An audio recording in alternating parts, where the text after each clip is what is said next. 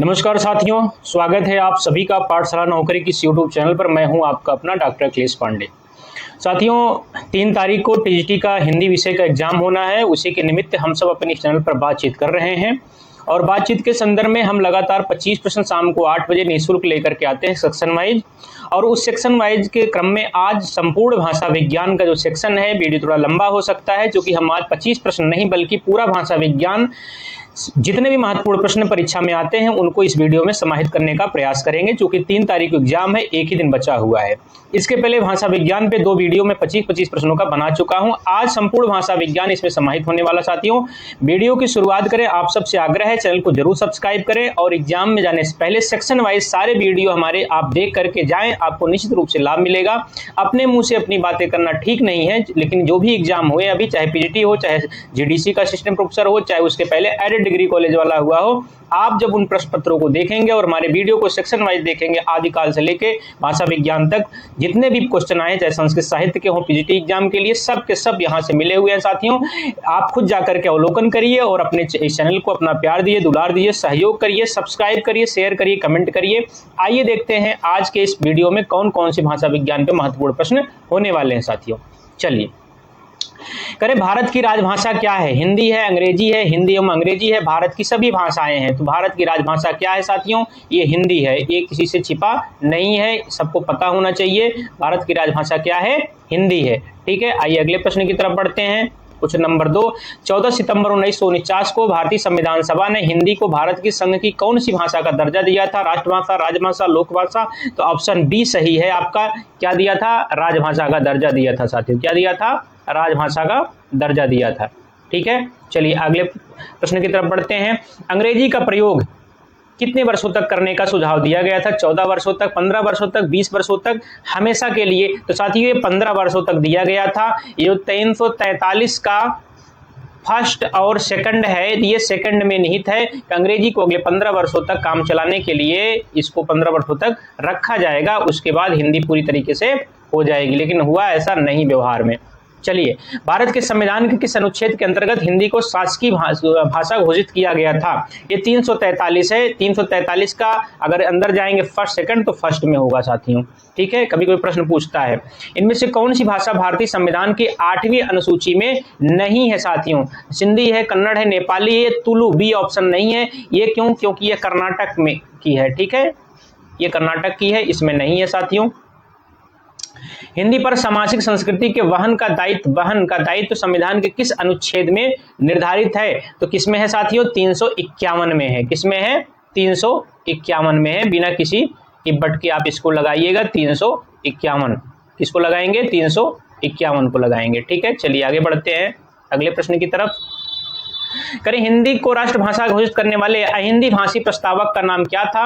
दिलीप सेन, गोपाल स्वामी अयंगर, महात्मा गांधी, आचार्य शुक्ल? B option है गोपाल स्वामी अयंगर। कौन है? गोपाल स्वामी अयंगर है। कौन है? गोपाल स्वामी अयंगर है।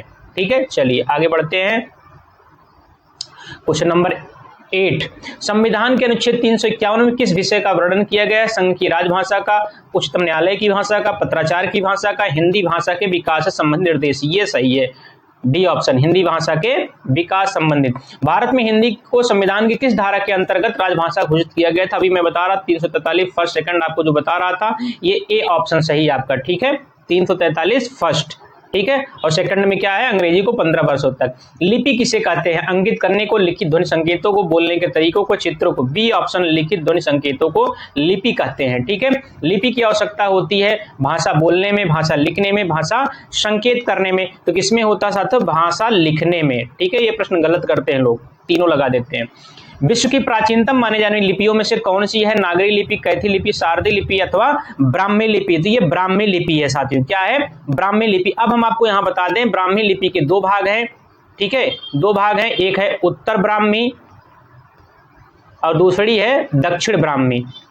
और इसी उत्तर ब्राह्मी से जो है गुप्त लिपि, कुटिल लिपि, ठीक है, और प्राचीन नागरी लिपि, फिर नागरी लिपि जिसे देवनागरी लिपि कहते हैं, ये भी आता है। ठीक है, चलिए प्रश्न बनता है, किस भाषा के लिपि ब्राह्मी के दक्षिणी रूप में नहीं विकसित हुई थी? तेलुगु, कन्नड़ लिपि बिल्कुल, तमिल, मलयालम, कलिंग, ये मलयालम। देखिए हमने कहा ना उत्तर ब्राह्मी और दक्षिण ब्राह्मी, दक्षिण ब्राह्मी में क्या है, राजस्थानी है, तमिल है, कलिंग है, ठीक है, ये सारे हैं, मलयालम नहीं है, ठीक है। चलिए करें, हिंदी भाषा किस लिपि में लिखी जाती है, गुरुमुखी लिपि, ब्राह्मी लिपि, सौराष्ट्र लिपि, इनमें से कौन है? तो साथियों इसमें इनमें से कोई नहीं है, हिंदी भाषा लिखी जाती है देवनागरी लिपि में। किसमें लिखी जाती है? देवनागरी लिपि में। कभी गलती से आप ब्राह्मी मत मार दीजिएगा, देवनागरी लिपि की उत्पत्ति ब्राह्मी लिपि से हुई है, लेकिन हिंदी डायरेक्ट ब्राह्मी से नहीं, देवनागरी। ब्राह्मण ने बता दिया अभी, ब्राह्मी का उत्तर ब्राह्मी, दक्षिण ब्राह्मी, उत्तर ब्राह्मणी से आपकी गुप्त लिपि, कुटिल लिपि, और जो प्राचीन नागरी, देवनागरी, और देवों की संस्कृत भाषा होने के कारण देवनागरी इसको जोड़ दिया गया था, ठीक है। देवनागरी लिपि में स्वर वर्णों की संख्या कितनी है? तो 11 है, ए ऑप्शन सही है, ठीक है। चलिए आगे बढ़ते हैं अगले प्रश्न की तरफ। इनमें से कौन सी भाषा देवनागरी लिपि में लिखी जाती है? उड़िया, मराठी, गुजराती, पंजाबी। ये मराठी है, बी ऑप्शन। हिंदी और मराठी की लिपि देवनागरी है, ठीक है। चलिए करें, देवनागरी लिपि का सर्वप्रथम प्रयोग किस राज्य से हुआ माना जाता है? राजस्थान में हुआ माना जाता है। राजस्थान में राजा जयभट्ट जो थे उनके यहाँ से माना जाता है 7वीं 8वीं सदी से, ठीक है। चलिए सॉरी गुजरात, माफ कीजिएगा, गुजरात, गलती से फ्लो में हो गया, ये डी ऑप्शन गुजरात, ठीक है। डी ऑप्शन गुजरात, ठीक है, गुजरात के जो जयभट्ट थे, ठीक है। चलिए आगे बढ़ते हैं अगले प्रश्न की तरफ। नागरी लिपि को क्या कहा जाता है? नंदी नागरी, पहाड़ी नागरी, दक्षिण नागरी, पर्वत नागरी। दरअसल ये प्रश्न जो है थोड़ा सा गलत है। नागरी लिपि के दक्षिणी रूप को क्या कहा जाता है? तो होना चाहिए था नंदी नागरी। ये डीएसएसबी में पूछा जा चुका है प्रश्न, नंदी नागरी इसे बोलते हैं। नागरी लिपि के दक्षिणी रूप को क्या कहते हैं? तो नंदी नागरी कहते हैं, ठीक है। चलिए देवनागरी लिपि की सबसे बड़ी विशेषता क्या है? हिंदी भाषा की लिपि होना, प्राचीन लिपि, अनेक भारतीय भाषाओं की लिपि होना, डी है सर्वाधिक वैज्ञानिक लिपि होना, एक ध्वनि के लिए एक संकेत होना। यह डी ऑप्शन सही है, ठीक है। चलिए डी ऑप्शन सही है। देवनागरी लिपि मूलतः क्या है? वर्णात्मक, अक्षरात्मक, चित्रात्मक या प्रतीकात्मक? तो मूलतः क्या है साथियों? अक्षरात्मक लिपि है। कैसी है? अक्षरात्मक लिपि है, ठीक है। और लेकिन इसमें वर्णों का प्रयोग होता है तो वर्णात्मक की बात करते हैं, लेकिन ये को अगर आपको दोनों मिले तो आप अक्षरात्मक लिपि मानेंगे, ठीक है। चलिए प्राचीन देवनागरी लिपि का विकास हुआ कुटिल लिपि से, सेमेलिट लिपि से, गुरुमुखी लिपि से, अथवा जो है नेपाली लिपि से। तो किससे हुआ साथियों? कुटिल लिपि से। किससे हुआ? कुटिल लिपि से हुआ। मैंने वही बताया ना आपका कि ब्राह्मी से उत्तर ब्राह्मी, दक्षिण ब्राह्मी। उत्तर ब्राह्मण से आपका गुप्त हो गया, कुटिल हो गया, प्राचीन नागरी हो गई, फिर उसके बाद नागरी होगा, ये बता दिया आपको। चलिए आगे बढ़ते हैं। इंदौर अधिवेशन में गांधी जी के सभापतित्व में नागरी लिपि सुधार समिति के संयोजक कौन थे? श्रीनिवास दास थे, काका कालेलकर थे, भारतेंदु हरिश्चंद्र थे, आचार्य नरेंद्र देव थे। तो कौन थे साथियों? काका कालेलकर हैं। लेकिन अब देखिए भारतीय जो ये नागरी लिपि सुधार समिति है ये कई बार गठित हुआ, 47 में भी हुआ, फिर आपके 53 में भी हुआ, लेकिन यहाँ गांधी जी के इंदौर अधिवेशन सभापतित्व वाला ध्यान रखिएगा, ठीक है। उत्तर प्रदेश सरकार ने भी 47 में भी किया, आपके 51 या 53 में भी किया, ठीक है। चलिए आगे बढ़ते हैं। किस विद्वानों ने देवनागरी लिपि के स्थान पर रोमन लिपि का स्वीकार किया? सुनीत कुमार चटर्जी थे, ठीक है। चलिए रोमन लिपि के लिए सुनीत कुमार चटर्जी। देवनागरी में आ की 12 खड़ी का सुझाव किसने दिया था? नरेंद्र देव ने, सावरकर बंधु ने, काका कालेलकर ने। सावरकर बंधु और काका कालेलकर दोनों ने, तो ये दोनों ने दिया था, ठीक है। चलिए उत्तर प्रदेश सरकार द्वारा 1947 में गठित देवनागरी लिपि सुधार समिति के अध्यक्ष कौन थे? डॉक्टर धीरेन्द्र वर्मा थे या संपूर्णानंद थे, आचार्य नरेंद्र देव थे? तो आचार्य नरेंद्र देव थे। कौन थे? आचार्य नरेंद्र देव थे। 28-29 नवंबर 1953 को हुई बैठक की अध्यक्षता थी किसने किया था? डॉक्टर जाकिर हुसैन ने, डॉक्टर सर्वपल्ली राधाकृष्णन ने, सी वी गिरी ने, डॉक्टर बी डी जत्ती ने। तो ये सर्वपल्ली राधाकृष्णन थे। भाषा उत्तर प्रदेश सरकार ने भाषा का संबंध में किया हुआ था, ठीक है। ऊपर कट गया थोड़ा सा, ठीक है। चलिए आगे बढ़ते हैं। हिंदी भाषा में कितनी बोलियां हैं? 15 है, 25 है, 18 है, कितनी है? 22 है। कितनी है साथियों? तो ये आपके 18 बोलियां हैं, ठीक है। 5 उपभाषाएं, उपभाषाएं हैं, ठीक है। चलिए किसी सीमित क्षेत्र में बोले जाने वाली अफथानी भाषा को क्या कहते हैं? तो कहते हैं क्या? बोली कहते हैं, ठीक है। राजभाषा भी कहते हैं, ये राज्य होना चाहिए था, राजभाषा भी बोली कहते हैं, ठीक है। राजभाषा नहीं कहते हैं।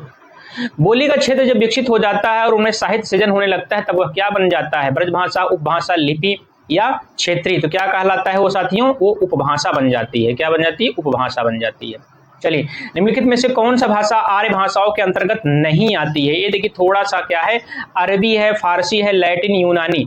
अब अरबी नहीं आती है, अरबी जो है आर्य में नहीं बल्कि ये सामी भाषा में आता है, बाकी ये तीनों अरबी में आते हैं। इसके अलावा जैसे अंग्रेजी है, ठीक है, ये भी आपका किस में आता है, आर्य भाषा में आता है, ठीक है।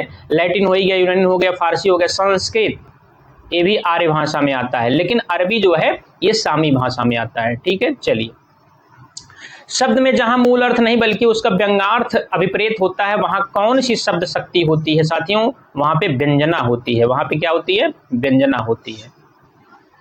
विश्व में बोली जाने वाली विभिन्न भाषाओं में हिंदी भाषा को बोलने वाले का कौन सा स्थान है, दूसरा, तीसरा, चौथा, दसवां, ये चौथा है। पहला है मंदारिन भाषा, क्या है, मंदारिन भाषा, ठीक है साथियों, पहला है मंदारिन भाषा, और तीसरे नंबर पर स्पेनिश है, स्पेनिश है, चौथे नंबर पे आपकी हिंदी है, ठीक है,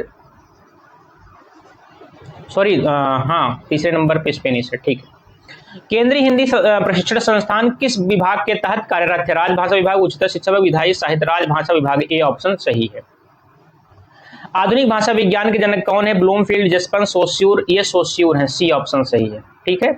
चलिए, कौन हिंदी की उपभाषा नहीं है, मराठी, पश्चिमी हिंदी, पूर्वी हिंदी, राजस्थानी, कौन हिंदी की उपभाषा नहीं है, मराठी, ठीक है। चलिए, 5 उपभाषाएं हैं, ठीक है, अवधी बघेली, पूर्वी हिंदी, पश्चिमी हिंदी वगैरह। भाषा विज्ञान की दृष्टि से प्रयत्न लाघव का अर्थ क्या है, शीघ्र बोलना, कम समय में अधिक बोलना, बोलने की मितव्यता, उच्चारण की सुविधा, ये डी ऑप्शन उच्चारण की सुविधा, ठीक है।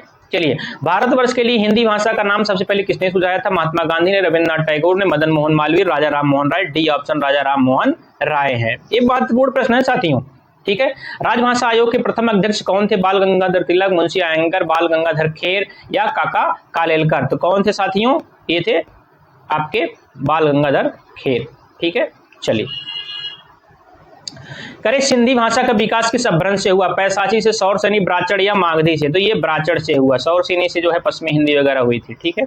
चलिए, क्वेश्चन नंबर 40 और अंतिम प्रश्न आज का इस वीडियो का, हिंदी भारत की कौन सी भाषा है, ब्रज भाषा है, राज्य भाषा है, संपर्क भाषा, राष्ट्रभाषा, ध्यान से सुनिए, राज नहीं लिखा, राज्य लिखा है, संपर्क भाषा, ये इसका सी ऑप्शन सही होगा, लेकिन हिंदी राजभाषा भी है, अगर इसमें राजभाषा ऑप्शन में होता तो राजभाषा और संपर्क भाषा दोनों सही होते साथियों। तो आज के महत्वपूर्ण 40 प्रश्न साथियों भाषा विज्ञान के लिए, भाषा विज्ञान यहीं पे समाप्त होता साथियों। आप सब भाषा विज्ञान के तीनों वीडियो जाकर के देखिए और जाकर के एग्जाम दीजिए साथियों, आप सब इसका लाभ उठाएं, औरों से थोड़ा अलग हो, अंतिम चयन में यह वीडियो आप सबको सहयोग प्रदान करे, हमारी इस भूमिका, हमारी भी भूमिका उसमें हो सार्थक रूप में। आज के लिए इतना ही, चैनल को सब्सक्राइब करें, अपना प्यार दें, स्नेह दें, कमेंट करें, लाइक करें। आज के लिए इतना ही, नमस्कार, जय हिंद, बहुत बहुत ख्याल रखिए आज के लिए।